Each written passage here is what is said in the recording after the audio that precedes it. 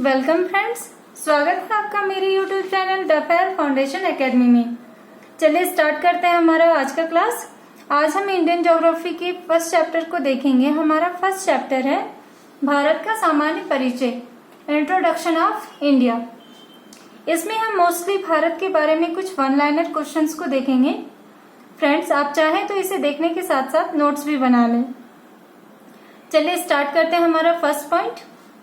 But उससे पहले friends, अगर आप लोगों ने मेरे चैनल को अभी तक लाइक, शेयर और सब्सक्राइब नहीं किया है तो प्लीज कर लें, जिससे हमारे नेक्स्ट क्लासेस के भी नोटिफिकेशंस आपको मिलते रहें। चलिए स्टार्ट करते हैं। भारत का सामान्य परिचय।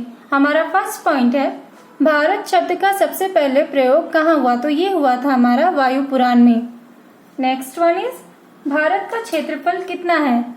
तो ये हमारा है 32,87,263 वर्ग किलोमीटर। फिर भारत का उत्तर से दक्षिण विस्तार, तो ये हमारा है 3,214 किलोमीटर। भारत का पूरब से पश्चिम विस्तार 2,933 किलोमीटर। एक बार मैप में भी देख लें तो हमें ये याद रहने में इजी पड़ेगा।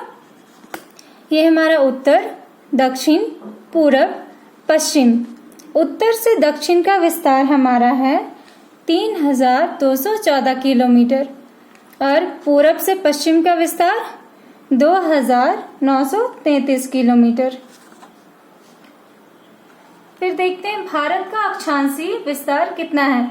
तो ये हमारा है 6 डिग्री 4 मिनट से 37 डिग्री 6 मिनट उत्तरी अक्षांश। और भारत का देशांतरी विस्तार कितना है? ये हमारा है 68 डिग्री 7 मिनट पूर्व से 97 डिग्री 25 मिनट पूर्व देशांतर। भारत की कुल स्थलीय सीमा कितनी है? तो ये हमारा है 15,200 किलोमीटर। भारत की कुल तटीय सीमा द्वीपों को मिलाकर 7,517 किलोमीटर। अब भारत की तटीय सीमा मुख्य भूमि पर कितनी है? तो ये हमारा है 6,100 किलोमीटर। फ्रेंड्स, भारत की कुल तटीय सीमा द्वीपों को मिलाकर इसका क्या अर्थ हुआ? इसका अर्थ ये हुआ कि अंडमान निकोबार द्वीप समूह और लक्षद्वीप समूह जो है ये हमारे भारत के अंतर्गत ही आते हैं। तो इन द्वीपों के भी तट को मिलाकर हमारे भारत की कुल तटीय सीमा हुई 7,517 किलोमीटर। और जब हमें ये पूछा जाता है कि भारत की तटीय सीमा मुख्य भूमि पर, इसमें हम अंडमान निकोबार द्वीप समूह और लक्षद्वीप समूह की बात नहीं कर रहे हैं, तो वो हमारा है 6,100 किलोमीटर। अब हम देखते हैं भारत के तटीय राज्यों के बारे में। भारत का सबसे छोटा तटीय राज्य ये है गोवा। भारत का सबसे बड़ा तटीय राज्य गुजरात। नेक्स्ट, भारत के कितने राज्य समुद्र तट से लगे हैं? तो ये हमारे 9 राज्य लगे हुए। कौन कौन से? गुजरात, महाराष्ट्र, गोवा, कर्नाटक, केरल, तमिलनाडु, आंध्र प्रदेश, ओडिशा और पश्चिम बंगाल। भारत के कितने राज्य समुद्र तट से लगे? तो ये हमारे हैं 9 राज्य। कौन कौन से? गुजरात, महाराष्ट्र, गोवा, कर्नाटक, केरल, तमिलनाडु, आंध्र प्रदेश, ओडिशा और पश्चिम बंगाल। तो ये हमारे 9 राज्य जो समुद्र तट से लगे हैं। अब हम देखते हैं भारत का सबसे उत्तरी हिस्सा। भारत का सबसे उत्तरी हिस्सा कौन सा है? वो है इंदिरा कौल, जो कि जम्मू कश्मीर में स्थित है। फिर भारत का सबसे दक्षिणी हिस्सा इंदिरा पॉइंट या पिग्मेलियन पॉइंट। इंदिरा पॉइंट का ही दूसरा नाम पिग्मेलियन पॉइंट भी है। ये हमारा स्थित है ग्रेट निकोबार में। फिर भारत का सबसे पूर्वी हिस्सा अरुणाचल प्रदेश में है, जिसे वलांगू या किबिथु कहा जाता है। भारत का सबसे पश्चिमी हिस्सा गुजरात में है। कौन सा? गुहार मोती। फ्रेंड्स, किसी किसी बुक्स में हमें गुहार मोती और किसी किसी बुक्स में हमें गुहार माथा के भी नाम से इस स्थान का नाम मिलता है। तो ये दोनों ही आंसर हमारे करेक्ट हैं। नेक्स्ट, प्रायद्वीपीय भारत का दक्षिणतम भाग। तो प्रायद्वीपीय भारत का दक्षिणतम भाग है कन्याकुमारी में केप केमोरियन। प्रायद्वीपीय भारत का दक्षिणतम भाग केप केमोरियन कन्याकुमारी में है।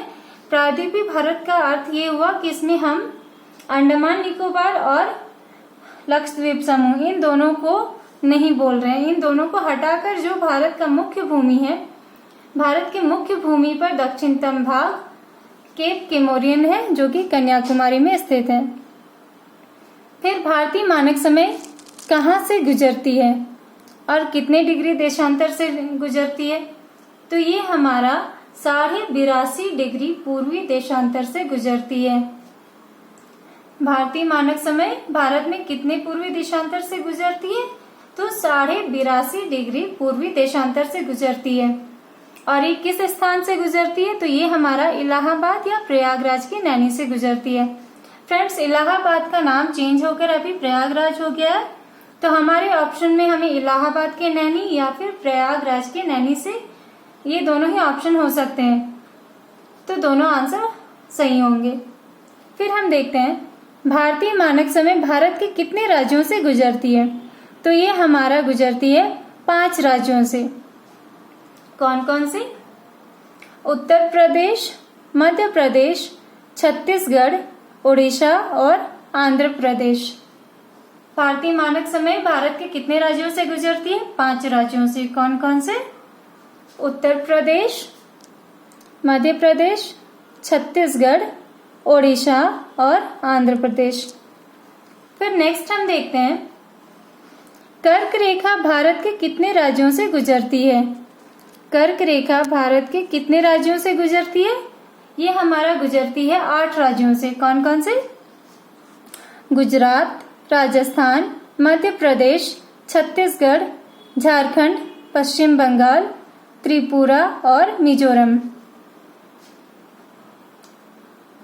तो कर्क रेखा भारत के कितने राज्यों से गुजरती है? 8 राज्यों से। कौन कौन से? गुजरात, राजस्थान, मध्य प्रदेश, छत्तीसगढ़, झारखंड, पश्चिम बंगाल, त्रिपुरा और मिजोरम।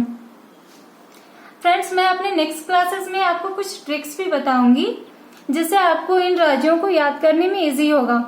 अगर आप चाहें तो आप अपने भी ट्रिक्स बना लें, जिससे आपके माइंड में ये सेट हो जाए। तो फ्रेंड्स, आज मैं आप लोगों को भारत का सामान्य परिचय में इतने ही पॉइंट्स को बताऊंगी। मेरे नेक्स्ट क्लास में मैं आपको कुछ और भी पॉइंट्स के बारे में बताऊंगी।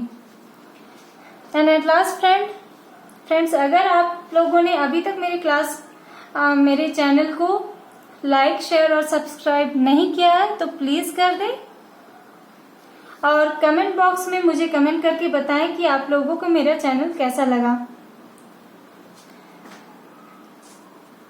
Thank you.